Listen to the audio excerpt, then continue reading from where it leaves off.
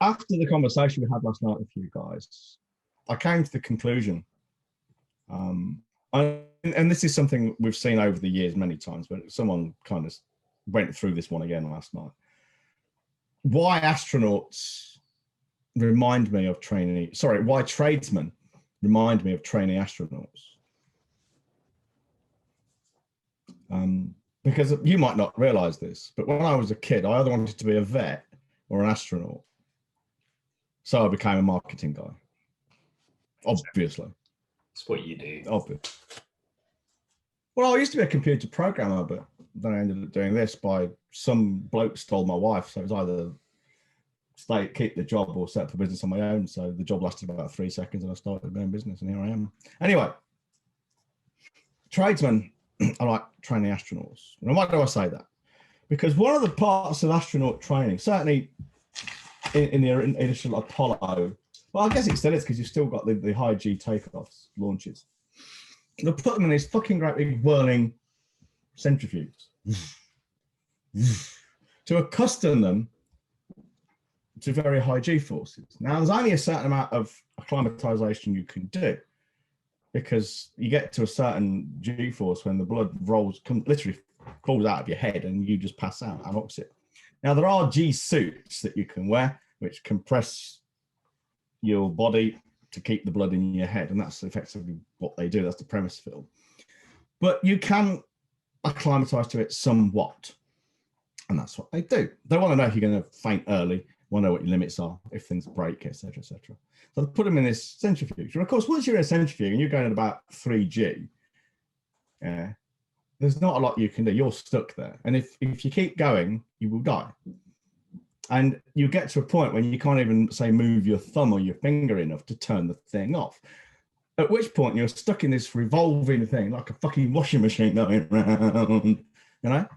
And the only way to get out of it is for someone to break the cycle for you. Now, you might be thinking, I mean, you know where I'm going with this, I guess, but the listeners might be thinking, John, what the fuck are you on? Are you drunk again? Well, I'm not, no. But the fact remains, the guys we spoke to last night, one in particular, I won't identify him because we just don't do that, but no disgrace to him because he's just one among thousands, possibly hundreds of thousands. And he owns a business, he's got a great reputation, does a great job. He's correctly identified it's pointless and counterproductive to work with and court cheap buyers. So he only sells to people with the will and the wherewithal and the sheer care and desire to pay his high prices, etc., etc. The problem he's got now, though, he can't get enough decent staff. Now, there's ways we can help him fix that as well, but that's by the by.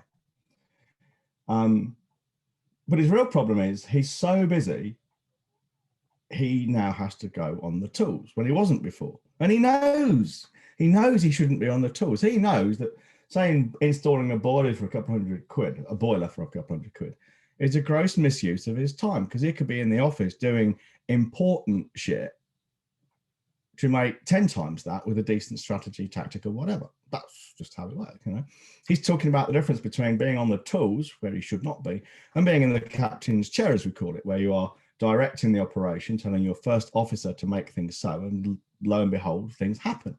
That's the correct job for a proper business owner.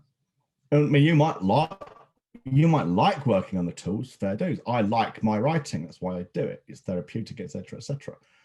But we have a very clear view of what we do, and we don't do the menial stuff that other people can do that we could do if we wanted to, but we don't do it.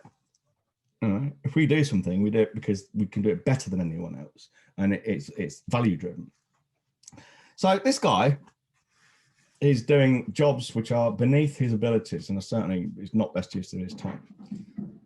And his reason for being very resistant to joining us in the Foundation's mastermind, and I blame myself for this for not explaining adequately how we could help him, to be fair. His reason was, I don't have time to commit to it. He's in the centrifuge, can't break it. He's stuck against that wall. He needs someone to break it, but he's almost like shouting through the window, don't turn it off. We can't break the cycle for people unless they ask us to. And the way we do it is, it is uncomfortable because he would have to I mean, for instance, I don't mind telling it, we told him last night, I think, but certainly saying this for everyone to hear. You know, if you are too busy, no matter how premium priced you are, if you are too busy, you're not charging enough. Yeah. It's as simple as that. If I was in his position and I'd be thinking, okay, I need to get off the tools, what do I do? Well, okay, I just keep putting the prices up until we've only got just enough work again. So how much fucking more money we've been making?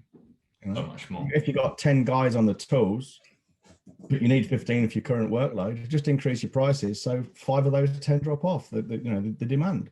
So your demand pretty much exactly matches your ability to supply.